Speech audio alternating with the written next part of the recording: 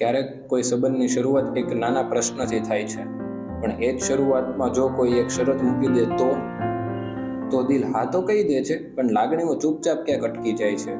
આજે વીર હિંમત કરીને એક એવો સવાલ પૂછવાનો છે જે એમના સંબંધને એક નવું નામ આપશે, પણ કદાચ એ જ નામ આગળ જઈને સૌથી મોટું અંતર બની જશે.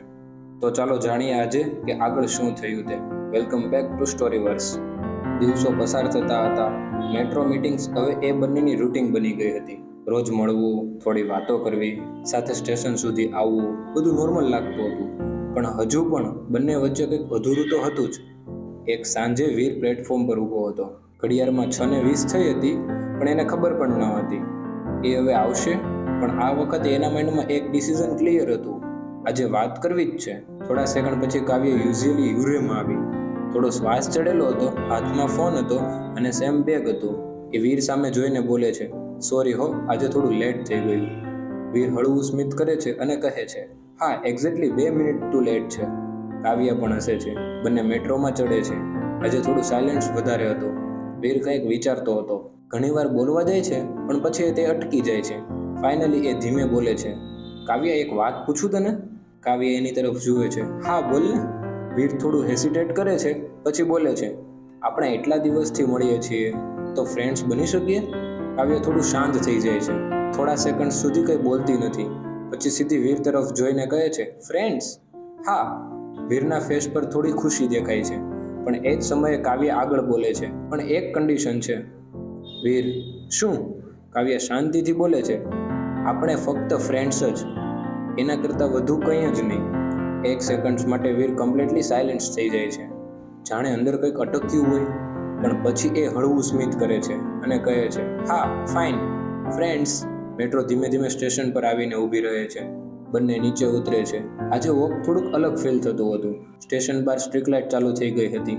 લોકો પોતપોતાના રસ્તે જઈ રહ્યા હતા અને વીર અને કાવ્ય સાથે ચાલતા હતા. થોડું સાયલેન્સ પછી વીર કેઝ્યુઅલી પૂછે છે, તું રોજ અહીંથી જ જાય છે? કાવ્ય, હા, 10 મિનિટ જેટલું વોક થાય છે. વીર થોડું હેસિટેટ કરે છે, પછી બોલે છે, હું ડ્રોપ કરી દઉં તને? કાવ્ય થોડું વિચારે છે, પછી હળવું માથું હલાવે છે, હા, ચાલ ને, કરી દે. બંને સાથે ચાલવા લાગે છે. રસ્તા પર નાના નાના મોમેન્ટ્સ બનતા જાય છે. તે જ સમયે એક ડોગ અચાનકથી સામે આવે છે. કાવ્ય થોડું સાઈડ થઈ જાય છે. વીર હસે છે, યાર, તું આનાથી ડરે છે? હા, થોડી મને ડર લાગે છે. તે જ સમયે એક કાર ફાસ્ટથી ત્યાંથી પસાર થાય છે અને વીર ઇન્સ્ટન્ટથી જ કાવ્યની સાઈડ કવર કરે છે. કાવ્ય એક સેકન્ડ માટે એને જુએ છે, પણ કંઈ ભૂલતી નથી. સિગ્નલ પર બંને બાજુ બાજુએ ઊભા રહી જાય છે. વાતો હજી પણ સિમ્પલ જ હતી. શું તને ઓફિસનું પ્રેશર છે? હા યાર, ઓફિસનું પ્રેશર હમણાં બહુ જ છે. સેમ. વીકેન્ડ પ્લાન્સ છે તારો કોઈ? હા. શું? સ્લીપ. બંને થોડી સ્માઇલ આપે છે, પણ અંદરથી બંને જાણતા હતા કે આ બધું નોર્મલ ન હતું. થોડા સમય પછી કાવ્યનું એપાર્ટમેન્ટ આવી જાય છે. એ ગેટ પાસે ઊભી રહે છે. થોડી સાયલેન્સ થઈ જાય છે. બંને એકબીજાને જુએ છે. કાવ્ય હળવું સ્મિત કરીને બોલે છે, થેન્ક્સ યાર, ડ્રોપ કરવા માટે. વીર કહે છે, યાર, એની ટાઈમ. કાવ્ય થોડું હેસિટેટ કરે છે, પછી ધીમેથી બોલે છે, હવે તો આપણે ફ્રેન્ડ્સ છીએ ને? વીર થોડો કન્ફ્યુઝ થઈને જુએ છે. કાવ્ય પોતાનો ફોન કાઢે છે, નંબર શેર કરી દે છે. વીરના ફેસ પર ઓટોમેટિકલી સ્માઇલ આવી જાય છે. એ પોતાનો ફોન આપે છે. બંને એકબીજાના ફોન નંબર એક્સચેન્જ કરે છે અને વીર ફોનમાં નંબર સેવ કરે છે. કાવ્ય. કાવ્ય ફરી હસીને બોલે છે, અને હા, ફક્ત ફ્રેન્ડ્સ. વીર ફરી હસે છે અને કહે છે, હા, યા, ફ્રેન્ડ્સ. પણ આ વખતે શબ્દ સિમ્પલ હતો, પણ ફીલ થોડી હેવી હતી. વીર પાછો વળે છે. રસ્તા પર એકલો ચાલે છે. એ ફરી ફોન ખોલે છે અને કોન્ટેક્ટ લિસ્ટમાં જુએ છે, કાવ્ય. એ નામ જોઈને થોડું હળવું સ્મિત કરે છે, પણ અંદરથી એક ક્વેશ્ચન હજુ પણ હતો, આ શરૂઆત છે યાર, કે આ બસ એક લિમિટ?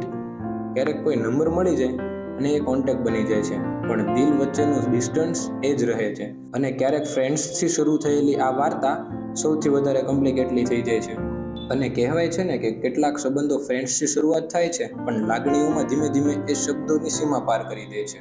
પણ હવે શું વીર ખરેખર પોતાની લાગણીને મિત્રતાની અંદર જ છુપાવી શકશે, કે પછી આ ફક્ત ફ્રેન્ડ્સની શરત આગળ જઈને એમની જિંદગીનો સૌથી મુશ્કેલ નિર્ણય બની જશે? કે આગળ શું થશે એ જાણવા માટે પાર્ટ 6 જોવાનું બિલકુલ ભૂલતા નહીં. અને જો તમને અમારી આ સ્ટોરી ગમતી હોય તો લાઈક કરો, કોમેન્ટ કરો અને શેર કરો. સબસ્ક્રાઇબ કરી બેલ આઇકન દબાવવાનું ભૂલતા નહીં, જેથી નેક્સ્ટ પાર્ટની પહેલી નોટિફિકેશન તમને મળી શકે. Thank you.